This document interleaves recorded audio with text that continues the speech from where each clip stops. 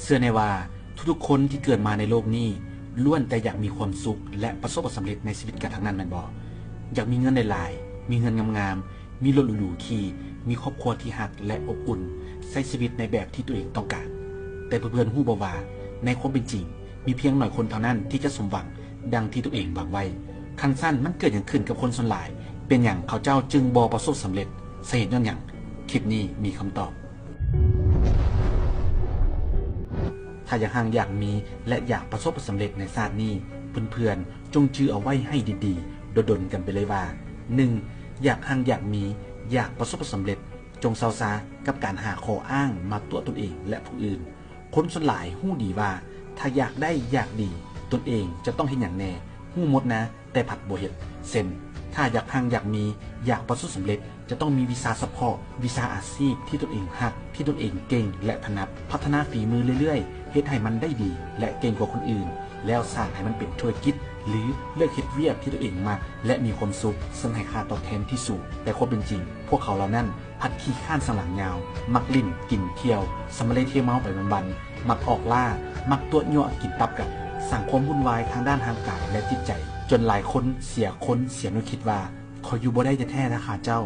จะจากเขาไปเลยเวลาเฮียนก็เฮียนแบบแป๊ะๆบางๆสอบกายของคนนั่นเอาของคนนี้มาใส่ปีกของตนเองเรื่องเฮียนวิชาสาขาก็เฮียนตามกระแสสังคมเฮ่อกันไปเฮียนซื่อๆทั้งที่ตัวเองก็ยังบ่ฮู้ซ้ำว่าตัวเองมักถนัดในสิ่งใดเฮียนพอได้จบเอาไปประกาศมาอวดมาอ้างแล้วก็ฉลองจัดนักจัดเต็ม7 มื้อ 7 คืนบาดจบมาเฮ็ดหยังก็บ่เป็นจักอย่างแล้วมาโทษว่าโอ้ยเดี๋ยวนี้จะแม่นซอกหาเวียกยากเนาะเฮาละอุตส่าห์ตั้งใจเรียนจบมาเวียกก็บ่มีเฮ็ดเฮามันคนบ่มีเส้นบ่มีสายเด้เฮาบ่มีเงินจ้างเขาเด้แล้วมาโทษสังคมโทษรัฐบาลไปต่างๆนานาว่าบ่เบิ่งบ่แยงพวกเพิ่นแต่แปลกคนพวกนี้บ่โทษตนเองว่ากระตุกหัวปอดเจ้าของหั่นล่ะโตดีนะจงเชื่อไว้เลยว่าคนเก่งเขาสร้างเวียกสร้างโอกาสด้วยตนเองเพิ่งตนเองกุ้มตนเองเป็นเจ้าของชีวิตและอนาคตของตนเองบ่แม่นไปเป็นกาฟ้าเอื้ออิงคนอื่นอยู่หันตลอดชีวิตแล้วดีแต่ไปโทษคนอื่นบ่ยอมแยงแวนเบิ่งตนเองบางว่าเพื่อนๆคือสิบ่เป็นอย่างนี้เนาะผู้เว้าเชื่อว่าเพื่อนๆเป็นคนตั้งใจแท้ตั้งใจจริง 2. อยากห่างอยากมีอยากประสบสำเร็จในชีวิตจงเซาซากับคำว่าบ่มีเวลาคำเว้านี่เป็นคำเว้ายอดฮิตติดปากของคนส่วนหลายที่ใช้เป็นข้ออ้างเพื่อแก้ตัวว่าตนเองบ่มีความผิดตนเองบ่ได้บกพร่องใดๆแต่ความจริงคือเขาเหล่านั้นบ่ได้ให้ความสำคัญต่อสิ่งดังกล่าวเลยเช่นเฮาก็อยากลดน้ำหนักอยู่แต่เฮาบ่มีเวลาออกกำลังกายนะเรียกเฮาหลายนะแต่ความจริงแต่ละคาบกระนำแบบท้องเกือบแตกใส่เกือบขาดเจ้าของห้านบุฟเฟ่จนหน้าจืดมื้อนี้ห้านเฮาเจอสายแดกโหดเวรละกูเฮาก็อยากหารายได้เสริมอยู่เงินเดือนทุกมื้อนี้ก็ยังบ่กุ้มอยู่กุ้มกินละรายจ่ายจะแม่นหลายแต่เฮาบ่มีเวลานะเรียกเฮาหลายแต่ความจริงแต่ละมือลินเฟซซอกซื้อเครื่องออนไลน์เบิ่งหนังละครนำเนาแซดนินทาผู้นั่นผู้นี่ส่วนกันไปช้อปปิ้งลันล่าตั้งวงลินไพ่ตั้งวงขี่เมาใจปั้มสั่งมาบ่อันบัดท้ายเดือนมาละท่องแห่งใส่เกือบขาดดังนั้นเขาจะเห็นว่าคำว่าบ่มีเวลาเป็นเพียงขออ้างเท่านั้นซึ่งมีความหมายเท่ากันกับบ่ให้ความสำคัญเมื่อว่าบ่มีเวลากับสิ่งใดก็แปลว่าบ่ให้ความสำคัญกับสิ่งนั้นนั่นอีกบางว่าเพื่อนๆคือสิบ่เป็นแนวนี้เนาะผู้เว้าเชื่อว่าเพื่อนๆเป็นคนที่มีเวลาให้ความสำคัญแท้ให้ความสำคัญจริงกับสิ่งที่จะเป็นประโยชน์ให้แก่ตนเอง 3. อยากห่างอยากมี